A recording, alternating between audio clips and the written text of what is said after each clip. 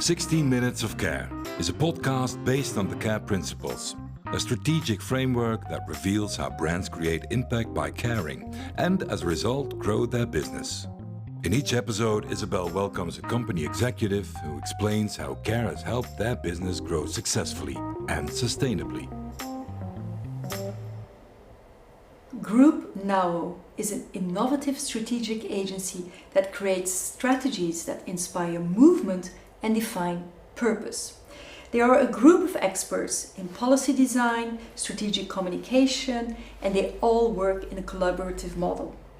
I'm very happy to meet my Danish counterpartner, as I believe we have a lot in common. Please welcome Peter Rømer Hansen. He's the co-founder of Group Nao. Welcome, Peter. Thank you. Happy to be here. I'm very happy to have you here as well. Could you explain Group Nao, the name? Where does it come from? Well, it comes from Mandarin. It's a Chinese word, and it really means brain or knowledge and thinking. But it has different meanings. If you say Rømer Nao, it's more like a rowdy place, a noisy place with a vibe, working out loud, and that's what we like to do. So we discussed all these meetings. It can also be internet slang for an impatient moment, for instance, and we think that's very much us. So we just settled for that name among other options. Okay, interesting. I think curiosity, ambition, but also being impatient, that's at least three things we have in common. Do you think it's good attitudes to transform companies and organizations? I think for me, curiosity is a fuel, for me personally, but also for our company. And I believe for much innovation and strategizing. This curiosity is just sort of the key factor. It's what we look for when we hire. And it drives me personally in everything we do. And personally, I get a little frustrated if I think I've uncovered everything. And of course, you can always learn, but I really enjoy working with new things, walking into rooms where I don't know the dynamics and the patterns and stuff. And this curiosity we share in Group Nao, and which is also why we are a mix of disciplines. Some are commercial educated like me, or university, political science, anthropology. So we're a mix of people. Yeah, interesting. You mainly work for tourism and tourist organizations all over the globe? We work for cities, nations, governments, tourist organizations called DMOs, destination management or marketing organizations. We also work with real estate developers, real estate companies.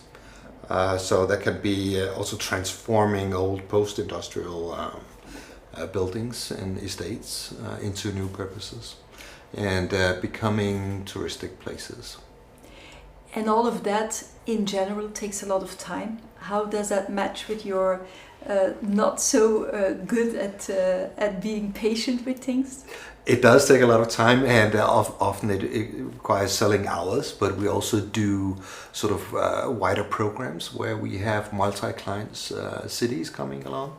So we can have maybe 20 or 40 cities in one project, which is just fantastic because we think we are talking to everyone at once and we are learning from everyone at once. So it's a very efficient way of letting go of your curiosity. That's nice. I invited you for many reasons, but one of the reasons is the collaborative model in which you work, because the CARE principles, the C of CARE stands for collaboration. I'm a strong believer that we will need to collaborate if we want to find solutions for the challenges that we see. How important is it for you, that collaborative model? It's very important for us as a firm, and I guess I think I realized this maybe about 20 years ago when I started working for the DMO in Copenhagen, wonderful Copenhagen. And that was really a network organization. We had more than 400 members. And it was the cruise industry and the hotel industry, the cultural sector, all under one roof and in various compartments and networks and memberships. And so it was like having all your partners walking around in your physical office almost every day. And we did all kinds of projects in Copenhagen. And so it's just a landscape of stakeholders, I guess, and partners. And the only way we could achieve anything as an organization was organizing this landscape into collaborations and projects.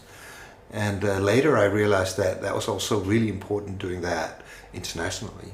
So Copenhagen, we weren't just working as Copenhagen. Sometimes we're working as Scandinavian capitals or European cities, or going to China with other cities from Europe, Hamburg, for instance. So it's very much about forming strategic alliances. And for me personally, it's been my motto in my career is that you're never better than the ones you work with. And this motto keeps me just a little humble, but it also teaches me to work with the best, because that's where you find inspiration, that's where you learn. So I think this idea that if you want to achieve something, if you want to set up a new initiative or project, think who will be the best partners for this, because you're never better than the ones you work with. And that's how it goes. I totally agree, but in reality we see that collaboration is not always that easy. Companies used to be like, oh, this is my secret, this is my way of working, I won't share it. There's very often egos in the way, specifically when you work with creative partners. No, it's our idea, or the not invented here syndrome. What are for you the biggest hurdles in collaboration? I think when you've been director of business development in an organization that is open and sort of in the middle of the game, after a while you start realizing all the barriers to innovation and to development. And I have some learnings, key learnings. One of them is never wait. You don't have to wait for the skeptics. You don't have to wait for the critics and for the ones who are slow to decide. Just go. The handbrakes, like we used to call them. Don't do that. Just move. And sometimes you have to bulldoze a little bit. And that for me is an important learning. Secondly, you have to be respectful and humble, of course, in collaborations, and be very clear about the roles, defining what is your role, what is my role, and what can we do together. And also that requires being clear on the goals. What can we achieve together? We are a success when this happens, or when we arrive to that point. Those things are extremely important. Interesting, but it's also interesting that you say that don't be bothered with the handbrakes. Just move on. I would like to talk about Care for the Planet, which is my book that I've written. It's all about taking care of people and the planet, or the planet. It really depends on the focus you have as an organization. And I would like also to zoom in the activities that you do in tourism. If we look at tourism, there's a lot of different studies, but I would say about 8% of global carbon emissions come directly and indirectly from tourism.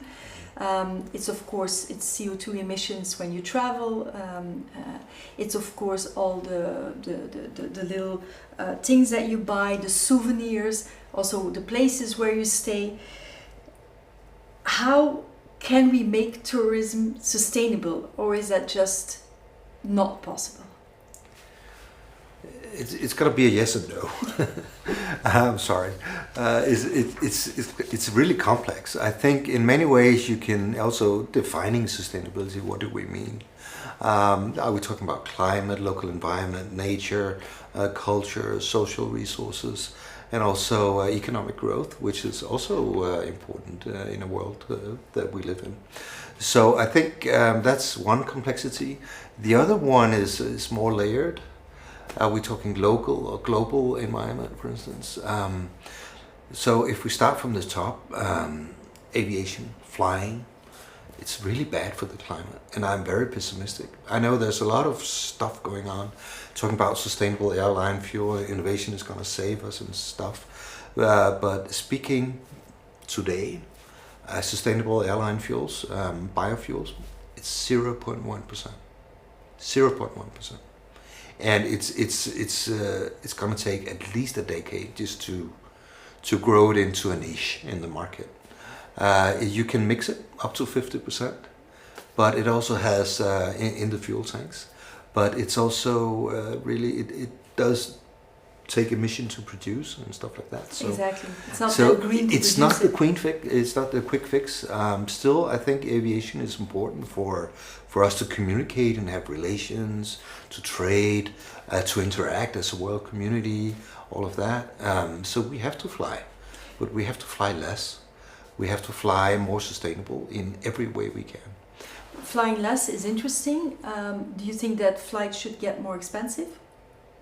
So in some ways, yes. I think that I'm a big believer in green taxes, also on aviation, passenger taxes on cruises, even bed taxes on tourists. Because I think you can help finance the green transition doing that way. I think you have to fence it, make it very clear how we can help as consumers. And I think the vast evidence I've seen in this matter is that people are actually happy to pay if they know there is a greater meaning that we are all caring for the planet or for the local community when we pay our tourism taxes. Very often, like for instance, I flew here. I often get the question, how can you talk about care for people and planet and then still fly? Aren't you ashamed to fly? So I'm starting to get those questions. I compensate my flying by buying the trees and planting trees, which I do realize it's not the real solution. You're also flying a lot for your work because you're working on a global level. How do you compensate, or what do you do? Are there already solutions? It's very much the same. We get that question too. I'm not ashamed. It's not in my nature, but I'm aware that it's a bad thing. And I think that we should limit as much as we can, and we do. And also, we also buy offsets when we travel as much as we can. And we try to take the train or take the car, if we are in the neighborhood and stuff. So, and that's the only thing we can do right now as an international company. Also, I think it's not just us, it's the whole business. And it's I see big companies now having internal carbon credit accountancy, like a company like Microsoft, for instance. You can only have your budget, your carbon budget allows you to travel only so much when you are employed with Microsoft, for instance. And I think that's super cool. And the more our firm and everyone else can spread that knowledge, and you can spread that awareness of these programs and mechanisms, I think maybe we can at least suppress some of the flight traffic. Yeah, exactly. There's, of course, if travel gets more expensive and we pay taxes on it or we compensate or whatever, it's not for everyone anymore. No. Not everyone can afford it. But that also makes me a little sad. This inequality, economic inequality in the green transition. We have to be very aware that it doesn't become a privilege for the upper class to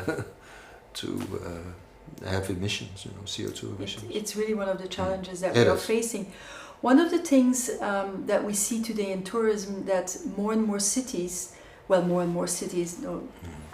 rephrase, some cities are daring to take bold choices to go for less tourism.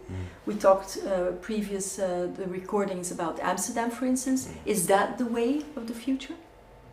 I think it is in some places. I would almost say many places, because tourism is back now.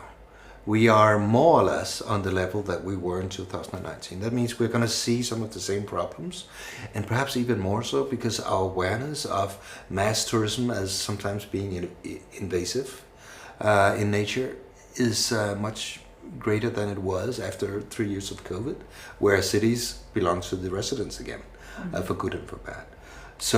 So I think we're going to see some of the same problems again, and this problem that you're talking about is going to come back. And we also see more and more destinations capping tourism and discussing the carrying capacity of the destination.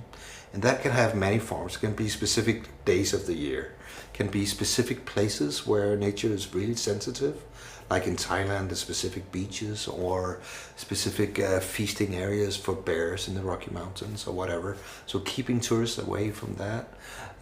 It can also be specific streets where there's too much traffic and noise. Or it can be entire destinations, like Dubrovnik, for instance. They regulated cruise tourism really, really hard because they were being flooded with cruise tourists. They could have up to 15,000 tourists a day in Dubrovnik coming with cruise ships. And so they regulated, now they're down to 4, max 4, from 15 to 4,000. And that is a super bold decision. And not everybody agreed with that in Dubrovnik, but now they see a much healthier tourism, and also that local businesses are really benefiting much more from that, because it also, there was this crowding out effect that nobody really could stay in Dubrovnik on those days. Mm-hmm. Will tourism ever be sustainable in your belief? I think there are a lot of sustainable things about tourism. It's not black and white. It's not yes or no. There are things about tourism that I really love. I love that it brings prosperity, sometimes welfare, international relations, brings learnings. When people meet for big conventions, could be cardiologists or climate scientists, they meet somewhere around the world and they exchange results and latest research and stuff. That's beautiful. I also believe that tourism can bring, essentially tourism also moves consumption. So, and for good and for bad. And that can sometimes be fantastic. That you can help, grow isolated communities that are suffering from this and that, or they have very low income, can bring income to poorer communities. But it can also be very, very bad, and sometimes it is really invasive, and it's destroying natural habitat and stuff. And of course we have to regulate. Mm-hmm. But that's the picture. I think it's very mixed. It's a wonderful sector in a way, and it can be strategic in many ways. It can also sustain cultures. It can add social resources to a place. But more often, I think, we also see the opposite, mm-hmm. That it can really consume places, totally, and people. So what I learned from this episode, Peter, and we need to end it because we are going over time. But what I learned from this episode is that we can make better choices to take better care of people and planet, but we need to dare to take those bold choices and really choose how we want to grow and with what paths and what not. Is that I think it's very to the point. I think we need to take those bold choices, sometimes capping tourism, limiting tourism, taxing tourism, and making sure with the end goal, which we all share. And that's my sort of observation in many places, that in most destinations, people want the same. It doesn't appear that way often, but when you dive into it and have people working together in collaborative sessions over days, it often turns out that we all want the same. We love this place, and we want to make sure that it's a thriving place, mm-hmm. in the end. Okay, thank you so much. Thank you so very much, Peter. This is it for now. There's a second episode coming up. Thank you very much, and take care. Want to create lasting impact with your brand while feeding sustainable growth? Check out thecareprinciples.com and see how we can help you. 16 Minutes of Care is an independent production from Isabel Verstraete, brand strategist, founder of The Care Principles, and author of the book, Does Your Brand Care? Help us reach more companies who are looking for caring and sustainable growth by giving this podcast all the stars it deserves and by sharing it in your network. Thank you and take care.